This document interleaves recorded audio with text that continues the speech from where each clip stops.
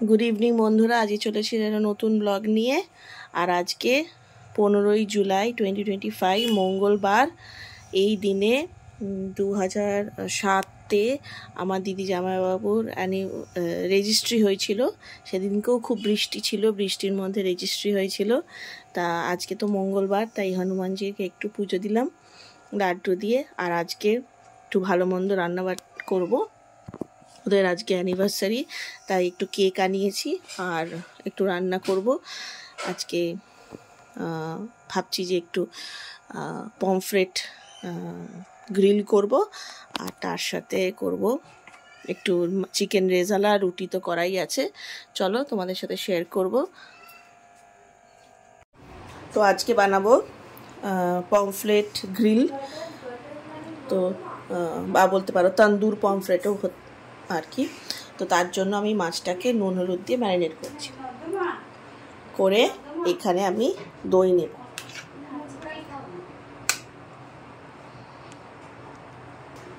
এই যে আমি দই নিয়েছি, একটু দইয়ের মধ্যে দিচ্ছি নুন,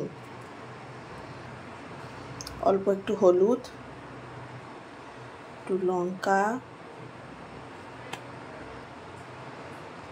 ধনে,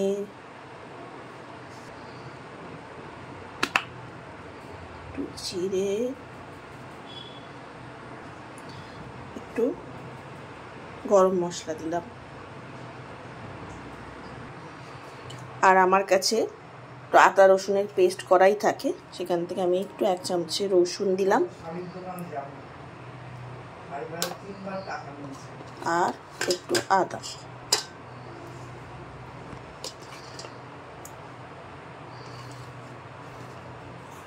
দিয়ে আমি এটাকে ভালো করে মিক্স করে নিচ্ছি।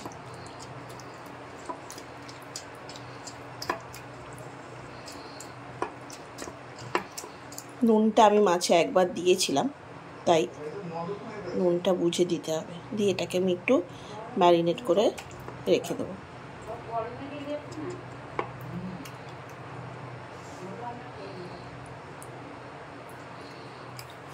সব কটা মাছ ডুবে থাকবে।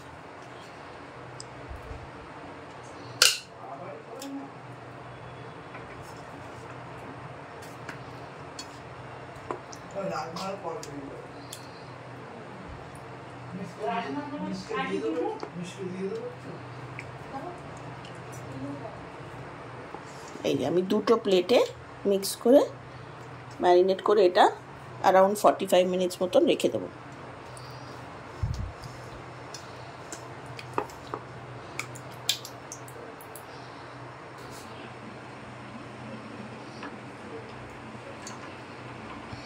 তারপরে আমি একটা তাওয়ায় ভাজবো। এই পমফ্রেটটাকে আমি রেখে দিচ্ছি আলাদা। এবার আমি ম্যারিনেশন করব, চিকেন রেজালা করব, তাই আমি এর মধ্যে দিচ্ছি চিকেন রেজালাতে নুন হলুদ, আদা রসুন দেব না। তো আমি এখানে দই দিচ্ছি,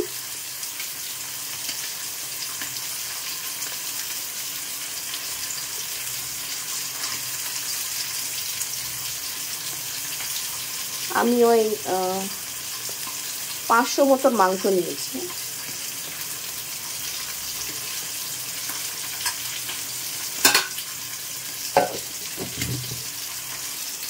এর মধ্যে আমি দিচ্ছি নুন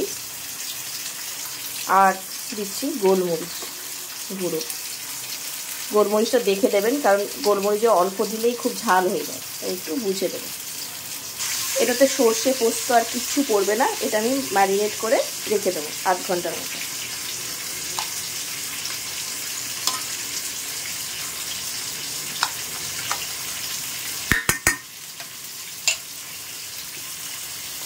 হাত দিয়ে ঠিক না মাখলে হয় না, এটাকে আমি ম্যারিনেট করে রেখে দেবো।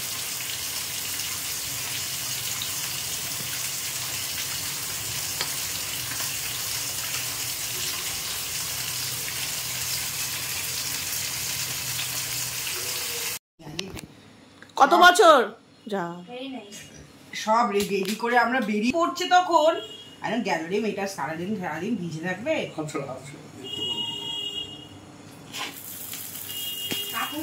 17 বছর তো এই 17 বছর 18 বছর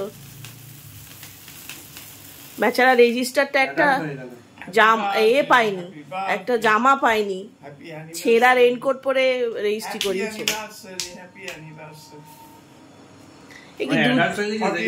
দুজনে দুটো কেক কাটছে ওই জন্য। আমরা বোঝা যাচ্ছে 18 বছর হয়েছে, আমরা সেপারেটেড। 48 হ্যাপিলি সেপারেটেড নাকি? 48 এবার বল, এবার দেখ কোনটা কাটটা আগে খাবি। দুটোই একসাথে। কোনটা আগে খাবি? এ বাবু দুটো একসাথে। কোনটা আগে খাবি? ভাই দুটো একসাথে। আরে দাঁড়াও, দাঁড়াও। যেকোনো একটা। না, কোনটা আগে খাবি? তুমি দাও। না এটার মধ্যে থাকবে, তুই চারটা খাবো। কোনটা আগে খাবি? হ্যাঁ কর দুটো। আরে বাবা, সব খাও পুরো। কোনটা আগে খাবি? তুমি সব খাও। তুই যাকে বেশি ভালোবাসিস তারটা আগে খাবি। বেচারা কি টর্চার বলো। পাখাটা চালা। না তুমি খাও। তুমি তোমারটা খাও, আমি আমারটা খাও। এদিক থেকে বাচ্চা বাবা।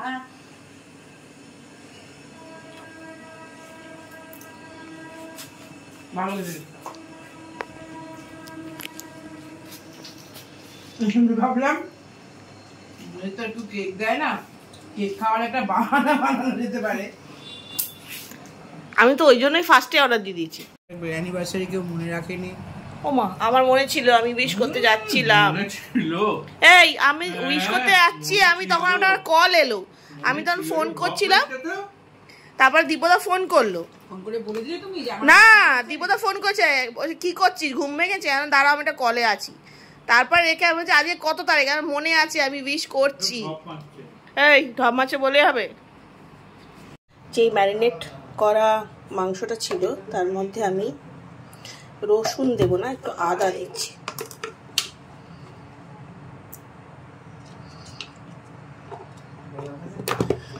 আদা দিলাম আর একটু সাদা তেল দিয়ে হ্যাঁ মাখিয়ে রাখছি।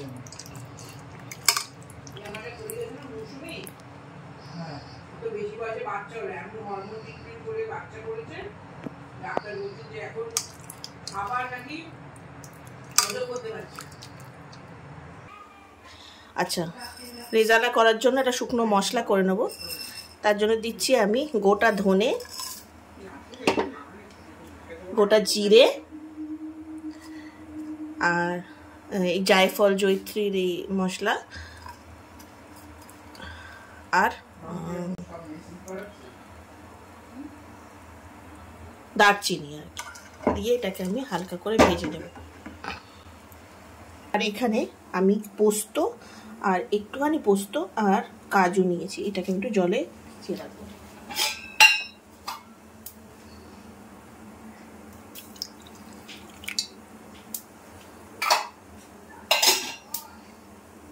নিচ্ছি আমি, ভেজে একটু গুঁড়ো করে দেবো।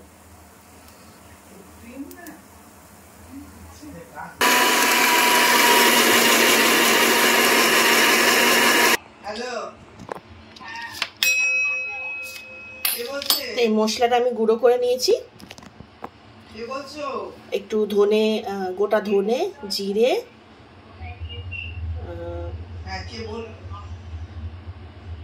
দারচিনি আর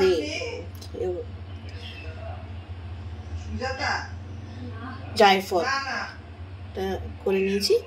আর এখানে সর্ষে আর পোস্ত আর কাজুটা পেস্ট করে নিয়েছি। চলো এবার আমি কড়াটা বসাবো।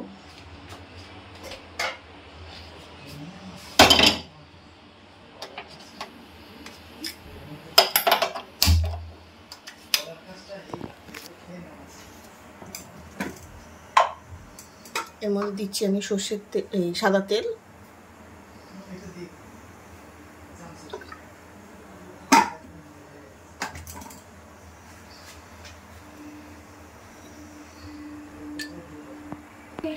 আচ্ছা এটা গরম একটু গন্ধ হওয়ার জন্য আমি একটু ঘি দিলাম।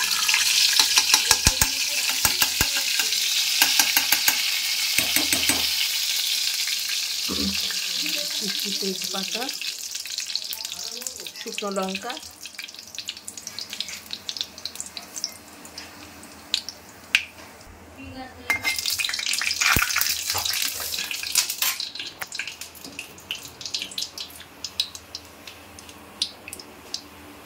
খুব ছিটছে। এবার আমি এর মধ্যে আস্তে আস্তে মাংসটা দিয়ে দিচ্ছি।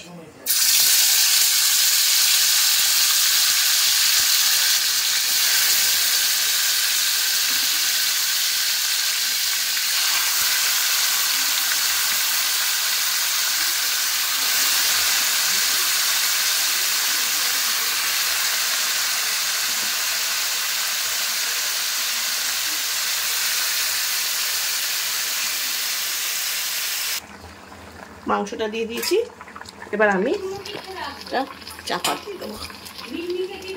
চাপা দিয়ে এটা আধ ঘন্টা মতন ফুটুক, সেদ্ধ হবে। তারপরে আমি গুঁড়ো মশলা আর কাজু আর পোস্তটা দেব। এবার আমি পমফ্রেটটাও বসিয়ে নিই।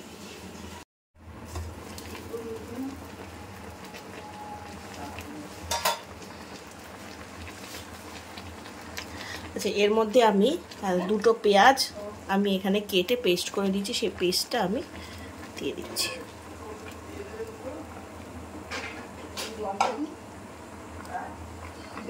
আর এখানে একটা গন্ধর জন্য আমি গোটা গোলমরিচ দিলাম।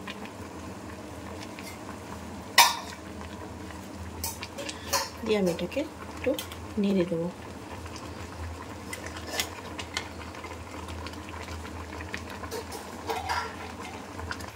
এটার মাংসটা এখনো সেদ্ধ হবে, তা আমি এটাকে একটু হাই ফ্লেমে দেব, দিয়ে আমি চাপা দিয়ে দেবো। আর আমি এখানে পাশে চাটু বসিয়ে দিয়েছি, পমফ্রেটটা করব।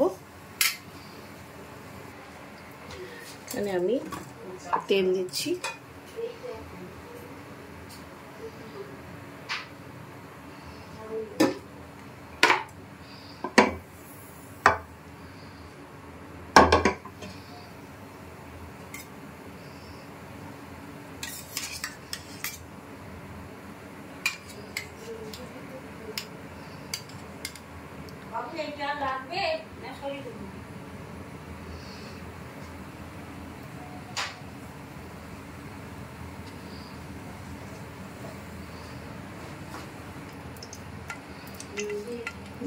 এটা গরম হয়ে গেছে, আমি এর মধ্যে তান্দুরটা দিয়ে দিচ্ছি।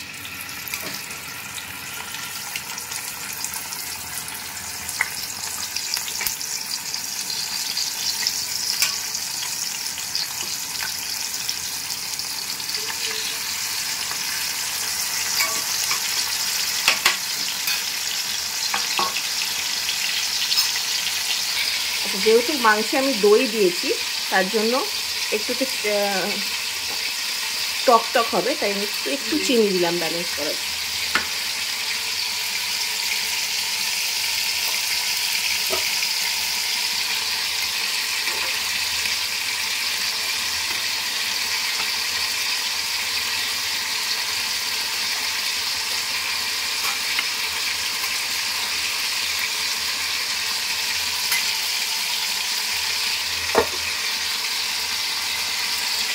এখানে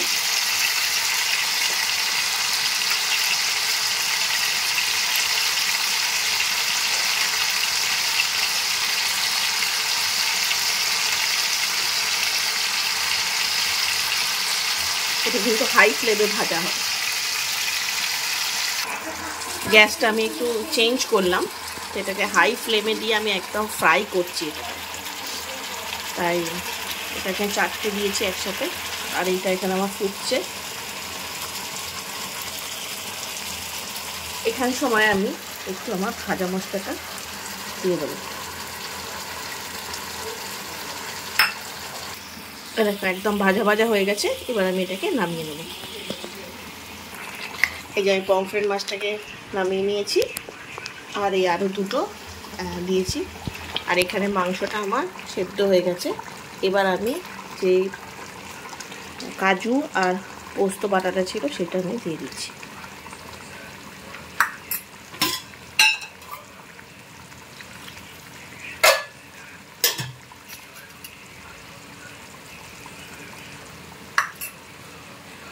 দিয়ে এবার এটা ফুটবে।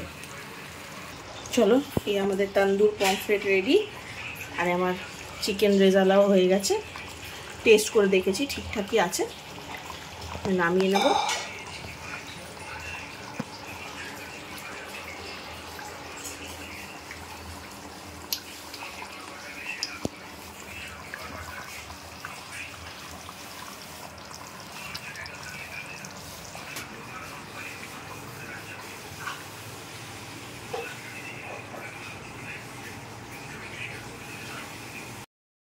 এবার এটাকে আমি একটু লোতে রেখে দিয়েছি।